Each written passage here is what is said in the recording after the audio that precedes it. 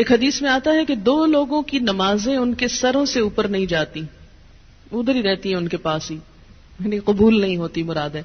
ایک وہ عورت جو اپنے شوہر کی نافرمان ہو. پھر یاد رکھیں وہ شرط کے ساتھ، اللہ کی نافرمانی میں نہیں، اللہ کی فرما برداری میں شوہر کی فرما برداری. اللہ تعالیٰ کی ذات اوپر ہے، جو حکم شوہر کا اللہ کی مرضی کے مطابق ہوگا اس کو ماننا. لیکن ایک بات اللہ کی مرضی کے مطابق ہے لیکن شوہر کی بات نہیں مانی جا رہی، تو ایسی عورت کی نماز اس کے سر سے اوپر نہیں جاتی. اور دوسرے اس غلام کی نماز جو اپنے آقا سے بھاگ جائے جب تک کہ واپس نہ آ جائے. ایک اور حدیث میں آتا ہے عورت شوہر کے معاملے میں کسی دوسرے کی بات نہ مانے، کسی دوسرے کی، حتیٰ کہ پیرنٹس کی بھی. آپ کو پتا ہے کہ والدین کی اطاعت فرض ہے. اللہ تعالیٰ نے قرآن پاک میں کیا کہا؟ اللہ کی عبادت کرو اور ماں باپ کی بات مانو. لیکن جب ایک عورت کی شادی ہو جاتی ہے تو اب اس کے لیے اس کا اصل گھر کون سا ہے؟ شوہر کا گھر ہے. اور اب اس کے لیے والدین کی اطاعت سیکنڈری ہے، شوہر کی اطاعت نمبر 1 ہو گئی ہے.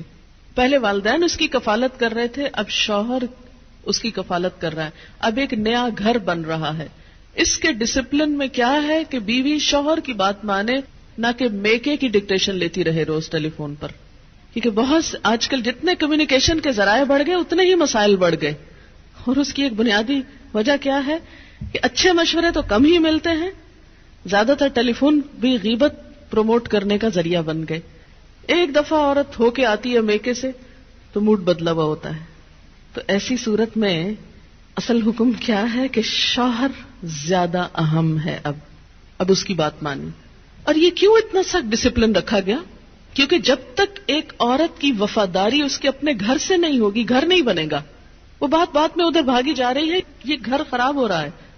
اب اس کی اہمیت، اس کی زیادہ اہم ڈیوٹی کیا ہے کہ اب وہ نئے گھر کی تعمیر کرے. اس لیے کہ شوہر نے مہر بھی دیا ہے، گھر دیا ہے، سب ضروریات پوری کر رہا ہے. اب آئندہ اللہ تعالیٰ نے ایک نئی نسل لانی ہے، ان کی تربیت ہے، ان کا کام ہے، اتنی ذمہ داریاں آنے والی ہیں. اب چھوڑو دھیان پیچھے کا، اب آگے کا سوچو. قدموا لانفسکم. تو اس لیے، اور اللہ سے بڑھ کر ہمارے لیے مہربان، ہمارے لیے محبت کرنے والا، 70 ماؤں سے بڑھ کے پیار کرنے والا اور کون ہو سکتا ہے؟ یہ مشورے وہ ہم کو دے رہا ہے، یہ رہنمائی وہ ہمیں دے رہا ہے جو بظاہر ہمیں کڑوی نظر آتی ہے لیکن اسی کڑوی گولی میں شفا ہے. تیسری چیز، مال کی، گھر کی حفاظت. پیسے ضائع نہ کرے. یہ نہیں کہ شوہر کے گھر، شوہر کے مال اور شوہر کی تنخواہ اور شوہر کی پراپرٹی میں سے چھپ چھپا کے میکے والوں کو مت بھیجتی رہے. بہت سے فساد اس وجہ سے ہوتے ہیں کہ سسرال کو دینے کے لیے تو نمبر 2 مال ہوتا ہے اور میکے کو بھجوانے کے لیے پسندیدہ چیز. قدرتی بات ہے کہ انسان کی جو اٹیچمنٹ ہوتی ہے وہ ماں باپ سے بہت زیادہ ہوتی ہے. ایک ایسی خیرخواہی ہوتی ہے جس میں دنیا کی کوئی دوسری چیز شریک ہی نہیں ہو سکتی. ظاہر ہے جنہوں نے جنم دیا، جنہوں نے پالا پوسا، ان کے ساتھ محبت اور خیرخواہی کیسے نہ ہو، وہ تو ہوگی، لیکن اس کی بھی حدود ہیں. وہ حد سے آگے نہیں بڑھنی چاہیے کہ شوہر کما کے لائے اور ہر وقت عورت شکوہ کرے، پورا ہی نہیں پڑتا، ہوتا ہی نہیں، ہے ہی نہیں، یہ بھی نہیں، وہ بھی نہیں، وہ بھی نہیں، اور پیسے بٹورتی چلی جائے اور ادھر سے چھپ چھپا کے دوسری طرف دیتی چلی جائے. نہیں. حتیٰ کہ فی سبیل اللہ بھی اگر عورت کو دینا ہے تو شوہر کی رضامندی ضروری ہے، یعنی شوہر کا مشورہ بھی ہونا چاہیے اس میں. تو کسی عورت کا اپنے شوہر کو حقیر سمجھنا یا اس معنی میں ایکول سمجھنا کہ گھر کی کنگڈم میں وہ اپنے آپ کو بالکل برابری کے اس طرح درجے پر رکھے، وہ للرجال علیہن درجہ کو کنڈیم کرے اور شوہر کی کوئی بات چلنے نہ دے اور کہ ہر بات اور ہر حکم میرا چلے گا، تو یہ نشوز ہوتا ہے. نشوز کا مطلب ہے اٹھنا. وہ پیچھے جو فالصالحات و قانتات ہے نا، تو قانتات میں کیا ہے؟ عاجزی. اور نشوز کیا؟ اس کا اپوزٹ. تو وہ عورت کا جو رول ہے سبمسو ہونے کا، وہ چھوڑ کر وہ دوسرا رول ادا کرنے لگے. تو اللہ نے جب مرد کو قوام بنایا اور ان کے لیے ایک درجہ رکھا، گھر کی کنگڈم میں انہیں ہیڈ قرار دیا، تو اس کے لیے ضروری تھا کہ ان کے پاس اتھارٹی بھی ہو. اور پھر دوسری بڑی بات یہ کہ وَبِمَا أَنفَقُوا مِنْ أَمْوَالِهِمْ، وہ اپنے مال میں سے خرچ کرتے ہیں. تو جو مال خرچ کر رہا ہے اس کا حق ہے کہ پھر گھر اس کی مرضی کے مطابق بھی ہو. اگرچہ عمومی طور پر تو کیا ہوتا ہے، وہ لا کے مال بیوی کو دے دیتا ہے اور وہ جیسے چاہتی ہے خرچ کرتی ہے. اب اس کا یہ مطلب نہیں کہ عورت اپنے شوہر کے مشورے کے بغیر جو چاہے مال کو جس طرح چاہے لوٹائے، جو چاہے کرے. نہیں، پھر گھر کی خوشحالی کا انحصار اس بات پر ہے کہ عورت اپنے شوہر سے مشورہ کرے. فالصالحات، پس نیک عورتیں، صالح عورتیں، ان کی سب سے بڑی خوبی کیا ہے؟ ایک نیک عورت کی سب سے بڑی خوبی قانتات، اطاعت گزار ہیں، بات مانتی ہیں. قنوت کا ترجمہ دو چیزیں ہوتی ہیں، ایک عاجزی اور ایک دوام. عاجزی کے ساتھ اطاعت اور مسلسل اطاعت.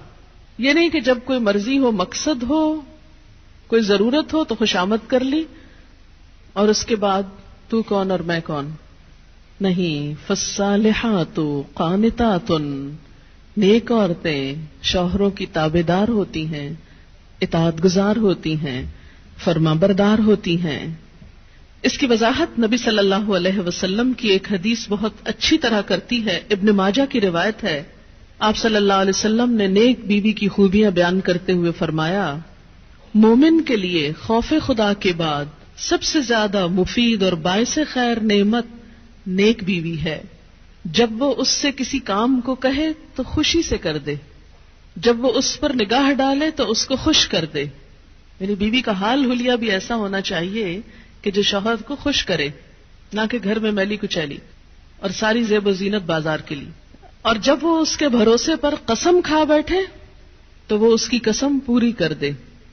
جب وہ کہیں چلا جائے تو وہ اس کے پیچھے اپنی عزت و آبرو کی حفاظت کرے، اور شوہر کے مال اور اسباب کی نگرانی میں شوہر کی خیرخواہ اور وفادار رہے.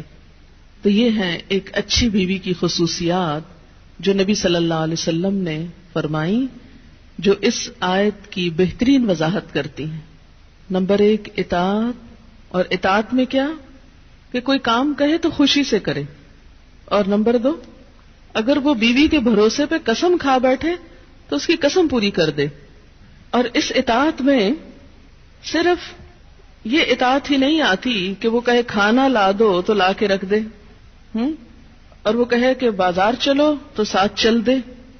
اس اطاعت میں شوہر کی جسمانی ضرورت پوری کرنے کی اطاعت بھی شامل ہے، جسے بعض اوقات بہت سی پڑھی لکھی خواتین اپنے حق میں ایک ظلم سمجھنے لگتی.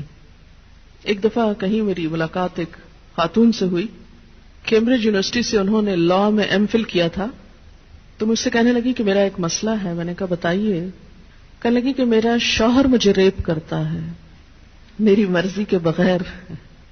میں نے کہا قانون پڑھ کے قانونی ٹرمز ہی گھر میں بھی استعمال ہوں گی. شوہر اور ریپ، میرا تو سر چکرا گیا. یہ بات بہت ڈھکی چھپی ہے لیکن چونکہ دین کا ایک حصہ ہے اس لیے بتانا ضروری ہے. بہت سے گھرانوں میں خرابیاں اور بہت سے گھرانوں میں لڑائیاں اور بدمزاجیوں کی جو روٹ کاز ہے وہ یہاں سے شروع ہوتی ہے، جسے کوئی نہیں کھولتا. نہ کوئی ماں بتاتی ہے، نہ کوئی استاد بتاتا ہے، نہ کوئی اور اچھا مشورہ دیتا ہے کہ اس معاملے میں اللہ نے شوہر کو حق دیا ہے اور عورت پر لازم کیا ہے کہ وہ شوہر کی اطاعت کرے. اور اس میں وہ حدیث آپ نے سن رکھی ہوگی اور عورتوں کو سنانے میں بڑی مشکل پیش آتی ہے مجھے ہمیشہ، اور عورتیں ایک دم اوفینڈ ہونے لگتی ہیں. لیکن بات یہ ہے کہ چونکہ اللہ کے رسول صلی اللہ علیہ وسلم نے فرمایا ہے اور ہم ان کا نام سن سن کے روتے ہیں محبت میں اور نعتیں سن سن کے جھومتے ہیں، تو یہ حکم بھی آپ کا مان لینا چاہیے اور اس حدیث کو بھی سن لینا چاہیے اتنی ہی خوشی سے جتنی خوشی سے ایک نعت سنتے ہیں. نبی صلی اللہ علیہ وسلم نے فرمایا، جب مرد اپنی بیوی کو اپنے بستر پر بلائے اور وہ نہ آئے تو صبح تک فرشتے اس پر لعنت کرتے ہیں. بخاری کی روایت ہے، کتاب النکاح. ٹھیک ہے اس میں کہ اگر بیوی بیمار ہے یا اسے کوئی ایسی تکلیف ہے یا کوئی جینون ریزن ہے تو اس میں اللہ تعالیٰ اتنے بے رحم نہیں ہے کہ وہ دیکھ رہے ہیں کہ ایک عورت بخار میں پڑی ہے اور اس کا شوہر اس سے مطالبہ کر رہا ہے اور عورت نے نہیں مانا تو اس پہ لعنت بھجوانی شروع کر دی جائے. نہیں، یہاں ایک نارمل حالات کی بات ہے. ایک عام حالات میں ایک عورت اگر اطاعت نہیں کرتی یا بات نہیں مانتی اور اسی لیے ایک اور حدیث ہے، حضرت ابو ہریرہ کہتے ہیں کہ آپ صلی اللہ علیہ وسلم نے فرمایا اگر عورت کا خاوند اس کے پاس موجود ہو تو وہ اس کی اجازت کے بغیر نفلی روزہ نہ رکھے. تو گویا شوہر کی اطاعت نمبر 1 عام روزمرہ زندگی کے کاموں میں کوآپریشن، اطاعت بمانا کوآپریشن ہے. طوعاً کا مطلب ہوتا ہے خوشی سے کام کرنا. نمبر 2 اس کی خاص ضرورت یا تقاضے کو پورا کرنے میں اطاعت. ہاں کہاں اطاعت نہیں؟ جب وہ کوئی حرام کام کرنے کو کہے، جب وہ کوئی ناجائز کام کرنے کو کہے، جب وہ اللہ اور اس کے رسول صلی اللہ علیہ وسلم کی مرضی کے خلاف کام کرنے کو کہے. لا طاعت لمخلوق فی معصیت الخالق، مخلوق کی اطاعت جائز نہیں خالق کی نافرمانی میں.